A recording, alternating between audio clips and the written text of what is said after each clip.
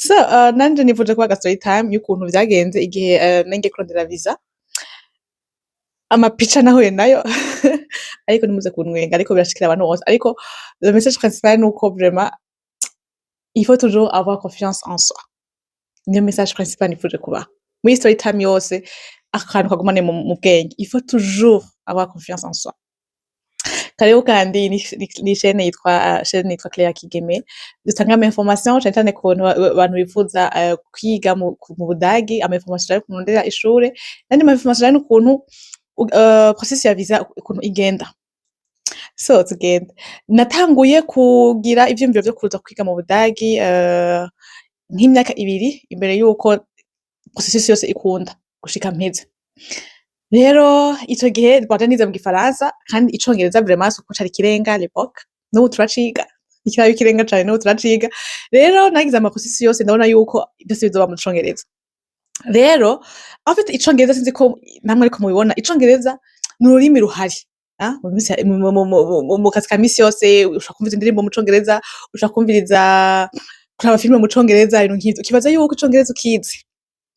Kandi c'est vrai twafashe des cours en anglais et tout, mais kukenshi ukoresha igifaransa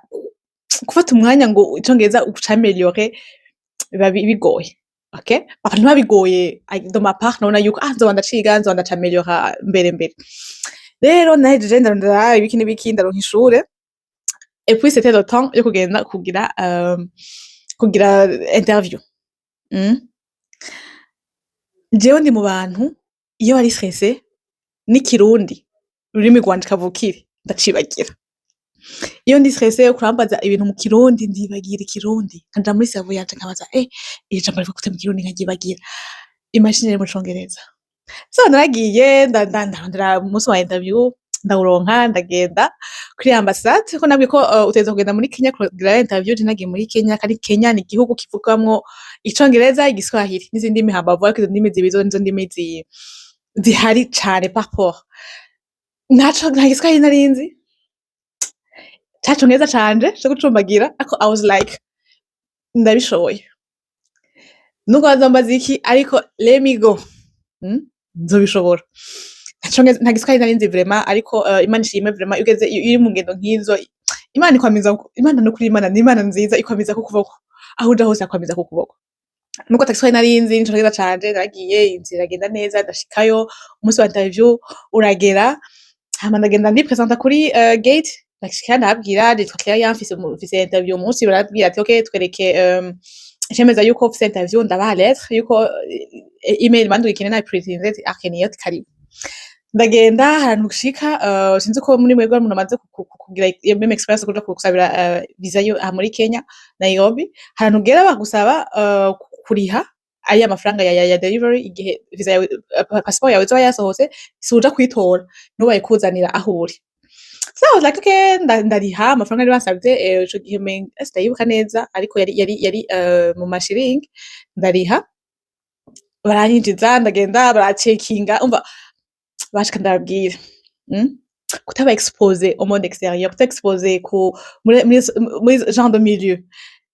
sinabesha nagize ubwoba. Ubona basoda baraje kubaza ibibazo vyinshi mu congereza, ugeza kwishura, ugeza ni accent, hari n'ama accent rero bakakubwira mu congereza utaramenya gose icongereza, accent ibigoranye.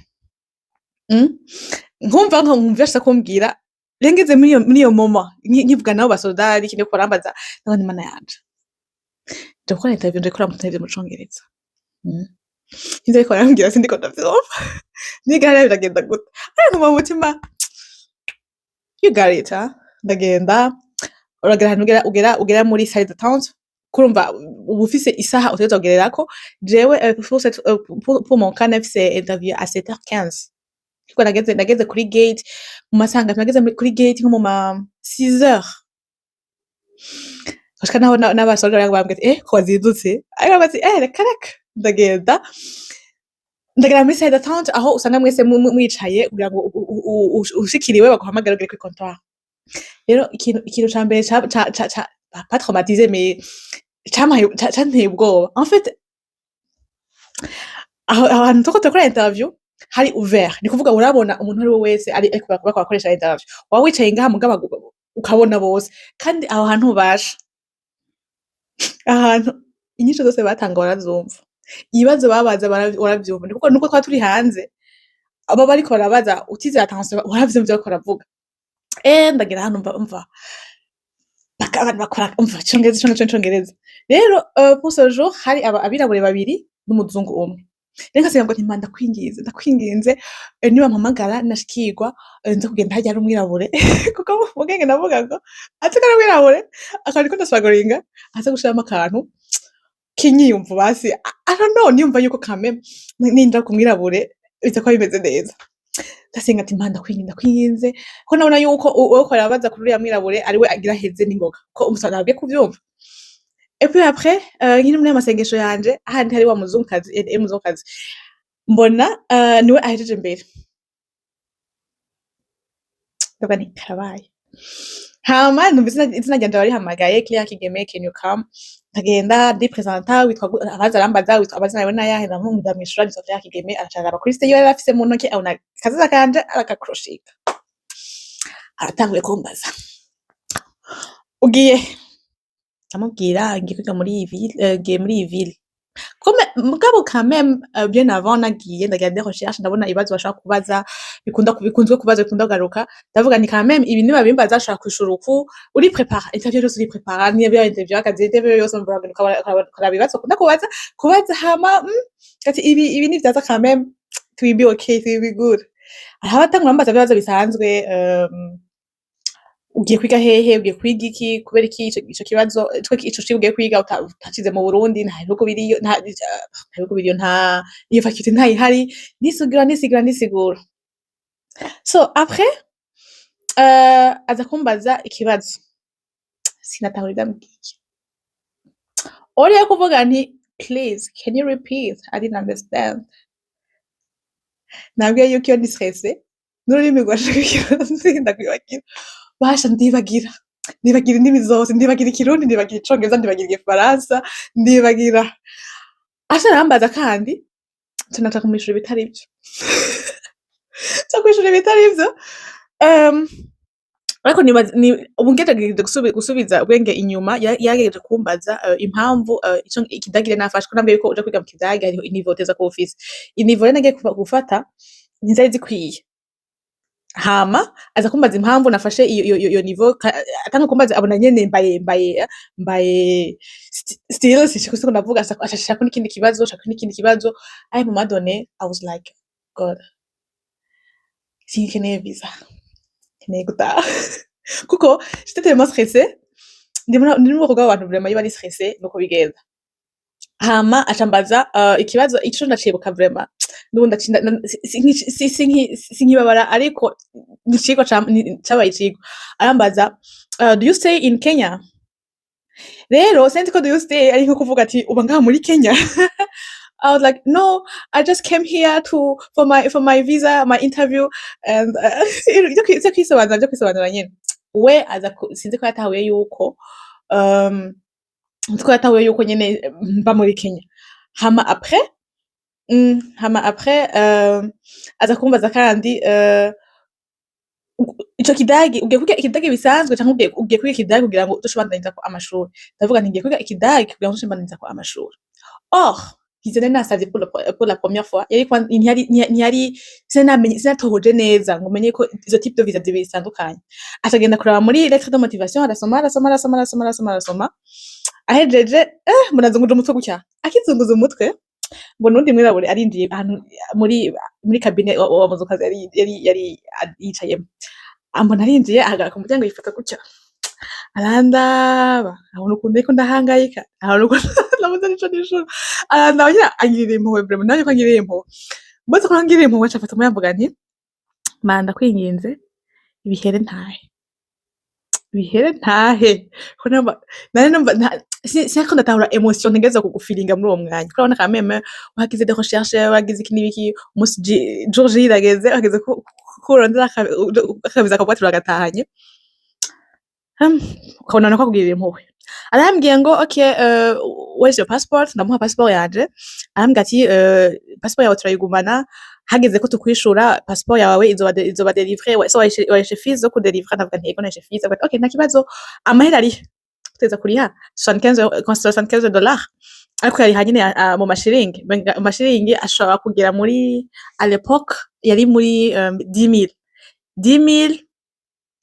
ataraba inflation nyinshi cyane mu Burundi 10,000 yari kugera 330 by'amarundi 330,000 francs amafaranga ndatanga ndavuga nkamuvuga nti Imana nasenze nagusenze rero nubona iyi visa ndayikwiriye uzoyimpa kandi nkumva nyine visa nzoyironka tu nkumva nyine nubwo vyagenze uko ndifite ikizere nagi mfise karite kabona defo rimwe na rimwe ndigira icizere kirenze bose defo eko rimwe ndigira icizere kirenze nkavuga nti icyayi cyose coza numva ko nta kintu kimwe gishaka cyo cyo gizima ati nubwo ntarishuye neza visa neza kwitahana amafaranga yari menshi hama après 2 semaines dans un message irambwira ngo yari umugaya akadelivrer arambwira ati nitwa naka uburi client ndabwa nti ekumva tanza numero yawe nitwa nako uri hehe ndamubwira nti ko adresse isize ko atari yasomye neza ndamurangira nari ndi muri Nairobi asharaza arayimpa basha sanko ndabivuga rero après 2 semaines pendant ces appels arambwira ngo Miss Claire we have your passport hama ntabwo atokenda barangira adresse araza kuyimpa basha ikintu nakibitse ati imyaka ingahe hari muri 2022 en fait ntuze ya résultat zawe ziza mu gipapuro kimezuko mu gisashe kimezuko igisashe ncurihira kugira ngo ibe abazo ku icazo délivrer passeport yako ntashaka kwigwa ku mu ntoki teza kuba ari mu kintu cugaye kiba cugaye pe muri ama information iki niki GLS ndayibuka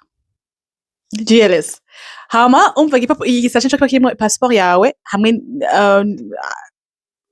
basically bari passport yawe ariko iyo bakwankiye iyo visa yawe yabaye refuse habayemo lettre nabonye kuri YouTube bavuga yuko iyo bakwankiye utuza ko harimo lettre igusigurira impamvu bakwankiye nari kwenda umva ndabona nagisashe umutima uracize ati passport yanje visa yanje yabonetse iyo futa cagisashe icyo cyambere nakoze ko nagiye ko cagisashe numve yuko harimo igipapuro baje usanga harimo igipapuro rero kino mu kidagi baje hari le 23 juin 2022 bakwansigurira impamvu visa yanje yabaye refuse natoye i passport yanje umva nja mu mapuro ndabandi kirabihetse ariko cyane ntashaka kwihenza kandi no mu kidagi sinatahura ikintu na kimwe à l'époque bon unatahura bimwe mugabo quand même niveau y'ikidagi bakoresha ko no mu Congereza hari Congereza officiel n'Icongereza cyo mu cité donc cyo kimwe kuko n'ikidagi kiba kiri profond ndamwa ni okay ariko icyiza cyabyo nuko bagubwira n'impamvu bakwankiye ushatse kugira appel amategeko ushobora gukora appel cyangwa ushatse gukora kandi une demande ushobora guhindura ico kintu ndabona ni man mtoto wa Gitega kiza Nairobi ndagushaka visa sishobora kuyibura ibikunda nabwiye sasa sendo mekarite nakyo kimwe kinero Rwanda ndavuga okay biranse byankiye ndahabona ushaka guhindura gute ndasubira muhira ndafata urugendo rwanje ndasubira muhira mu Burundi ndicara ndazirikana byankiye byagenze gute cacongereza cyane non ou cette fois-ci il faut que je m'améliore kana bwicukuri vraiment nagiye kora interview mu Congereza fize nka niveau nka twegeje kuraba niveau akoresha nefse nka A2 même pas B1 nefse nka A2 no okay so what can I do kugira ngo mpindure résultat kagenda no kari muri juin ndasubira muhira ndagerageza ndafata 4 mois kwiga icongereza nafashe 4 mois ndabizirikana ko ndafata amwandi ndashaka mu Congereza ndiga hama muri novembre 2022 j'ashaka kugira une demande d'interview ndakironka muri février 2023 hama ndavuga ko ariko en même temps hari n'ibindi napayinze nabi nabwo ko type de visa ntiyariyo navyo ndabihindura iki n'iki muri février ndagenda nsubira muri Kenya subiyeyo it was the same thing but this time nari nzi ko ikindindiriye nari nzi ati ko bizagenda kuko quand même vraiment ugiye gukora interview abantu bose barakumva abantu bose bakuraba utari umuntu ari très exposé au monde extérieur cyangwa très exposé de ce genre de milieu birakuperturba il faut se dire la vérité en moi birakuperturba d'une façon ou d'une autre mais pour cette fois-ci I was like okay ibindindiriye ni ibi ibyo nzogiye gukora ni ibi bash ndibuka umunsi wa interview umunsi nagenda kare kuko nibwo yuko nafise naciye mfata interview ya 10h c'est 10h ndagenda abantu bari bahari ngaho ndabaramutsa ndashika indani ndishura amafaranga yo kugira delivery nko bisanzwe hama ndagenda n'indani baratora passeport yanje baza kuncheckinga ibibazo barambaza ko cette fois sinzi ikindi nire sinigeze stressa vraiment I was like okay cette fois-ci ikigenda cyose ndacakira sinshitse uwo ico gihe rero ico gihe bari bahinduye sinzi ko umuntu yarabivuze ati kuntu iyo méthode de fonctionnement ko siyo ico gihe twarindirira indani aho bakora interview batwakiriye hanze akahano abari intebe zene hanze nyene turicara ariko vraiment ntitwumva abantu b'indani nabo cette fois-ci vraiment c'est mieux qu'avant hama baramagara ndagenda ariko ugamagaye ugishika ntushikira kuri comptoir kumva ariko nawe arindiriye sinzi ariko arakora umuntu yakoresha interview bahita banyicayisa quelque part après nka une minute quelques secondes barampamagara ariko nako ndasenga Imana ndagusavye cette fois-ci au moins sinda kuri wa mugore yo basha yakuraba ikidisho gutya ikidisho kumva neza umutima kuvuyemo ndabona nti okay and ndagati Imana ndagusavye ndakwinginze sinsubire kuri wa mugore basinje kundi umuntu akoresha interview ko sinsubire kuri wa mugore ko vraiment yantromatije bamamagaye ndagenda guess what bamamagaye kuri wa mugore nyene ndagenda ndatwenga ariko nabonye yuko cette fois-ci ntugira kandi recherche n'abantu ntugira ubwoba ba relax c'est pas la fin du monde uyironka utayironka c'est pas la fin du monde ni experience muzindi nagiye ndi relax nagiye ntari aramamagara ndamutwengera how are you how is your day going namuna nantwengeye arambwira ati yameze neza okay uyu munsi urakora iki ndamubwira ikinzanye ariko nenze yuko iyo ufise background yuko bagarose refus dossier bayitreta cyane papo y'undi muntu agiye ijya mbere hama arambwira okay ako cette fois-ci kisha mbere yambajije yatankumaza ibijanye na financial support urayifise ndayimwereka ambaza pour cette fois-ci yambajije ibibazo biterenga nka bine yambajije urafise financial support ndamubwira ego arambaza uzotanga ku ishuri ryawe ndamubwira arambaza yambajije ubufise ugiye kwiga mu Congereza ugiye mu Kidagi ariko cette fois-ci ngiye kunana apply nzo kwiga mu Kidagi kandi hama arambaza ville ngiye kwigamo ndamubwira acambwira it's okay ati ibindi bibazo mbona amadokima umpaye akwiye singoma kubaza ku mutima nti tekana mwana tekana aba nukuri yabaje ibibazo bitarenga bine narindira mbona amadokima yanje ariko araraba ameze neza bien à l'aise iki hama agera kuri diplome yanje ko ugiye video nakoze ugiye kutraduza document zawe ko no muri ambassade bakiniko amadokima yawe aba yiswate mu Congereza aswate mu Kidagi ako nabwe yuko mu Burundi ngo nafaza mu Kidagi yabigoye natuje mu Congereza aho na document ya diplome arayibona abona ko amakashe amufashe ko kashe mu traducteur aho kashe yo kwishuri aho na kashe ya notaire numva mvuze kwa ko amakashe menshi ndamubwira nti nukuri ni nuko bigenda ne processus ahantu sugiye kugira ngo ba certifier que document yawe iri certifier que document original bategeza kugusha ko kashe but no that is a red flag acahamagara umukolege wiwe nguraba iyi document nguraba amakashe yose ngo ariko plus de 3 cachets non ngo plus de 2 cachets arandabasha ndamutwengera abasha kwari gihe ugeze muri situation ukavuga ati Imana ubwiza bw'Imana nibwo nza gukora ndamubwira ati madam I'm sorry nuko bigenda ndamwenyera gutya ibaze umugore baje sinzi ko nuwo bagiye natekana vraiment esprit yande ndayikura kuri interview tangwa no kwiyumvira kunzo nashise mu Budagi zihe kuno zogenda ndishushe umutima wanje nawukura kuri iyo sene interview haciye nka yumva ko yamaje ibibazo bine ico kibazo ca impamvu ariko amakashe menshi ndatekana vraiment hama après arambwira ati: "Oh it's okay, ibisigaye tuzokwandikira ari ikibazo gihari canke tubwire yuko ko uko nyene tuzokwandika ikibazo gihari." Aca ambwira ngo donne-moi ton passeport, ndamuha passeport yanje arayigumana ndataha. Nca ntaha numva cette fois-ci ko mbere natashe mvuga nti Mana ndagusavye ibihe nje nitahire gusa, ntaha numva vraiment j'ai fait ce que j'aurais pu faire. J'ai tout fait. Rero uyu mwanya ni juste kugira iki kurindira resultat ibisigaye kwihereza Imana kwihereza umukama kandi navuze nti